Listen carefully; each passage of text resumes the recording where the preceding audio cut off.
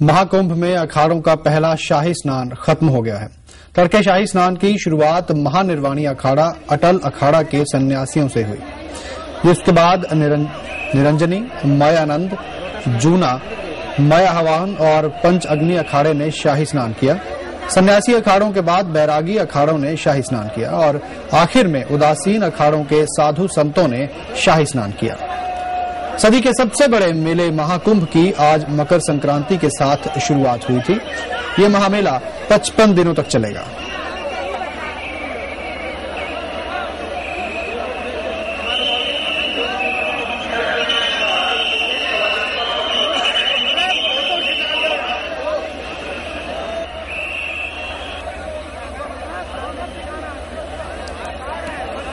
तो महाकुंभ में अखाड़ों का आज पहला शाही स्नान हुआ। पहला शाही स्नान अब खत्म हो चुका है।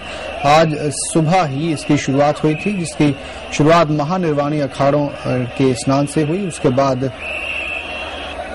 पंचअग्नि अखाड़े ने शाही स्नान किया और सन्यासी अखाड़ों के बाद बैरागी अखाड़ों की बारी आई, शाही स्नान उन्होंने किया और आखिर में बारी आई उदासीन अखाड़ों की। इन अखाड़ों को देखने के लिए भारतीय लोगों के साथ साथ विदेशों से भी सैलानी उमड़े हुए हैं। 55 दिनों तक ये महाकुंभ चलेगा।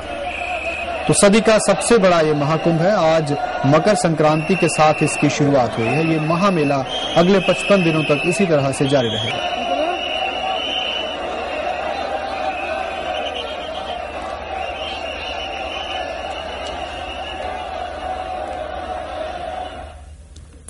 कांगड़ा के ब्रजेश्वरी मंदिर में मकर संक्रांति से शुरू हुआ एक सप्ताह का घृत मंडल पर्व जारी है। तो चलिए आपको भी ले चलते हैं आस्था के इस पावन पर्व में।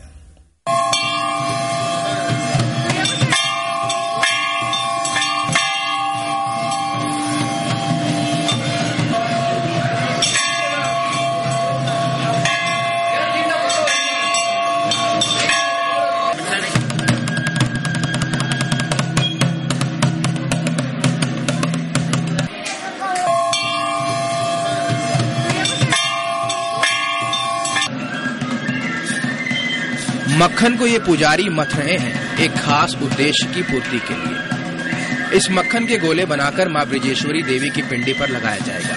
इस बार मां की पिंडी पर करीब 18 क्विंटल मक्खन सूखे मेवे से सजाया जाएगा। इसके लिए श्रद्धालु मक्खन तैयार करके मंदिर में चढ़ाते हैं। मक्खन का ये लेप मां की पिंडी पर 7 दिनों तक रहेगा और उसके बाद इसको श्रद्धालुओं में प्रसाद के तौर पर बांटा जाएगा।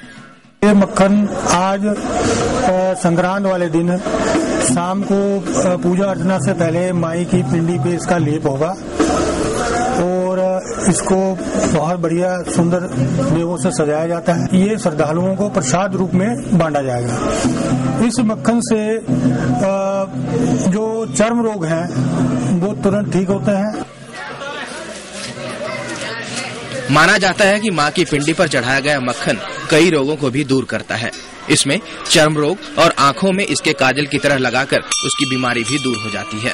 इधर नगरकोट धाम ब्रजेश्वरी देवी में शुरू हुए इस घृत मंडल पर्व में शामिल होने के लिए यहाँ हजारों की संख्या में श्रद्धालु आ रहे हैं और मां का आशीर्वाद ले रहे हैं। सभी लोग इसकी मान्यता करेंगे और मां भगवती सबकी मनोकामना पूर्ण करें, ऐसी अरदास मन में लेकर हम यहाँ पर आए हैं और सभी की ऊपर इसकी छत्र छाया में सबके काम होते रहें। ब्रजेश्वरी मंदिर में लगे इस मेले में श्रद्धालु इसी उम्मीद के साथ आ रहे हैं कि मां उनकी सारी मुरादें पूरी करेंगी और मां के आशीर्वाद के तौर पर मिलने वाले मक्खन से इनका भी उद्धार होगा। संजीव कौशल, ब्रजेश्वरी मंदिर, कांगड़ा। आइए अब नजर डालते हैं हिमाचल प्रदेश के प्रमुख शहरों के तापमान पर।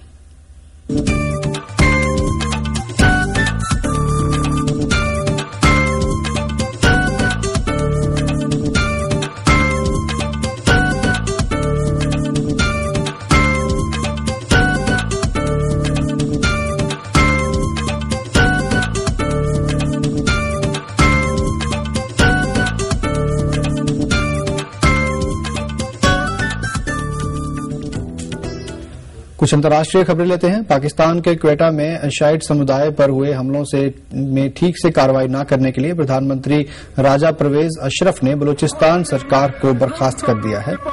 उन्होंने मुख्यमंत्री को बर्खास्त किया है। साथ ही प्रधानमंत्री ने इस इलाके में गवर्नर रूल भी यहां लगा दिया है। प्रधानमंत्री के इस फैसले के बाद क्वेटा में प्रदर्शनकारी शिया समुदाय के लोगों ने अपना विरोध खत्म कर दिया है। बलूचिस्तान की राजधानी क्वेटा में हुए कई धमाकों में 90 शियत समुदाय के लोगों की मौत हो गई थी। इसके विरोध में शिया समुदाय ने मारे गए लोगों के शव दफनाने से इनकार कर दिया था और कई दिनों से वो सरकार के खिलाफ प्रदर्शन कर रहे थे। हम इस नतीजे पर पहुंचे हैं कि पूरे बलूचिस्तान में हमने आइन का आर्टिकल 234 जो है उसको हमने इन्वोक कर दिया और जी और गवर्नर साहब यहाँ पर मौजूद हैं। उस आईनी जो है वो आर्टिकल जो है वो इस चीज की जो है वो जो देता है इख्तियार देता है गवर्नर रूल का। तो सूबे में इंशाअल्लाह ताला सुबह जब आप उठेंगे तो गवर्नर राज जो है गवर्नर रूल का नफाज हो चुका होगा और गवर्नर साहब जो है वो चीफ एग्जीक्यूटिव होंगे। सीरिया की राजधानी दमस्कस के पास सीरियन मिलिट्री अटैक में 45 लोगों की मौत हो गई है। मरने वालों में 8 बच्चे भी शामिल हैं। इन हमलों में जख्मी हुए लोगों को टर्की के अस्पताल में भर्ती कराया गया है। आज सीरियन फाइटर जेट्स ने दराया सबर्ब में फ्रेश एयर स्ट्राइक्स को अंजाम दिया, जिसके पिछले हफ्ते सरकार ने कहा था कि दराया अब उनके कब्जे में आ गया है। ये हमले राष्ट्रपति असाद के पीस प्लान अनाउंस करने के ठीक एक हफ्ते के बाद हुए हैं। अपने पीस प्लान में असद ने रेबल्स के खिलाफ जंग रखने के लिए कहा था। अमेरिका और उसके वेस्टर्न और गल्फ अरब एलाइज ने असद के इस प्लान को अनरियलिस्टिक बताया था।